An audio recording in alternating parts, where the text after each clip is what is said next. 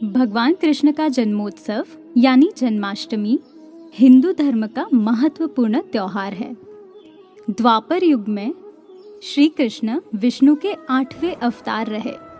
भगवान श्री कृष्ण का जन्म भाद्रपद कृष्ण पक्ष की अष्टमी यानी रोहिणी नक्षत्र में अर्धरात्रि के समय वृषभ चंद्रमा लग्न में हुआ था। इसलिए इस दिन रात्रि 12 बजे कान्हा के जन्म के बाद स्नान, श्रृंगार, आरती करके भोग लगाकर विधि विधान से उनकी पूजा की जाती है। आपको बता दें, इस वर्ष कृष्ण जन्माष्टमी का शुभ संयोग 7 सितंबर दिन गुरुवार को पड़ रहा है।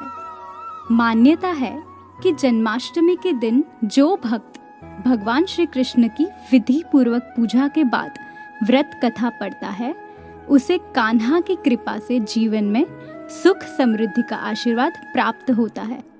पौराणिक कथा के अनुसार भाद्रपद महीने के कृष्ण पक्ष की अष्टमी तिथि को मथुरा में भगवान श्री कृष्ण का जन्म हुआ था। श्री कृष्ण के मामा कंस ने अपने ही पिता से राजगद्दी हथियाकर उन्हें कारागृह में बंद कर दिया और कंस मथुरा का राजा बन बैठा। फिर कंस ने अपनी ही बहन देवकी का विवाह वासुदेव से कराया।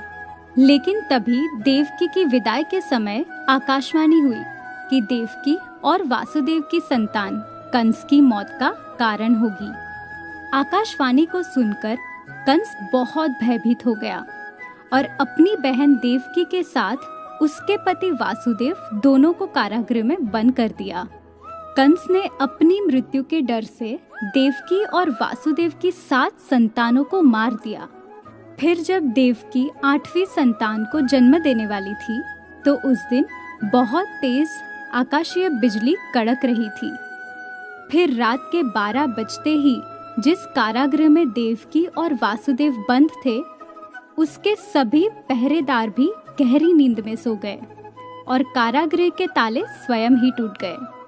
माना जाता है कि तभी भगवान विष्णु ने स्वयं वहां प्रकट होकर देवकी और वासुदेव को दर्शन दिए और कहा कि देवकी की कोख में पलने वाला शिशु मेरा ही अंश अवतार है और अब समय आ गया है कि मैं आपके पुत्र के रूप में जन्म लेकर कंस के अत्याचारों से इस संसार को मुक्ति दिलाऊं।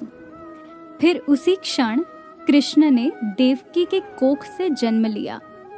तब भगवान विष्णु ने वासुदेव से कहा कि वह देवकी की इस 8वीं संतान को गोकुल में नंद बाबा के यहाँ छोड़ आए और नंद के यहाँ अभी जिस कन्या का जन्म हुआ है उसे मथुरा लाकर कंस को सौंप दे। वह कन्या माता भगवती का रूप है जिसका कंस बाल भी बांका नहीं कर सकता। तत्पश्चात वासुदेव ने भगवान विष्णु की बात मानकर वैसा ही किया और नंद बाबा के यहाँ बाल कृष्ण को छोड़ आए। इसके बाद बाल गोपाल की परवरिश मैया यशोदा और नंद बाबा ने की। फिर बाद में ही श्री कृष्ण द्वारा ही अहंकारी कंस का वध किया गया। तब से बाल गोपाल के जन्म के उपलक्ष्य में सारे जगत में धूमधाम से कृष्ण जन्माष्टमी मनाई जाने लगी और जो कि कृष्ण की लीलाओं में दही मटकी चुराने और फोड़ने का मनमोहक प्रसंग सुनने को मिलता है। इसीलिए जन्माष्टमी को सभी भक्त दही हंडी फोड़कर बड़े हर्षोल्लास के साथ जन्माष्टमी मनाते हैं।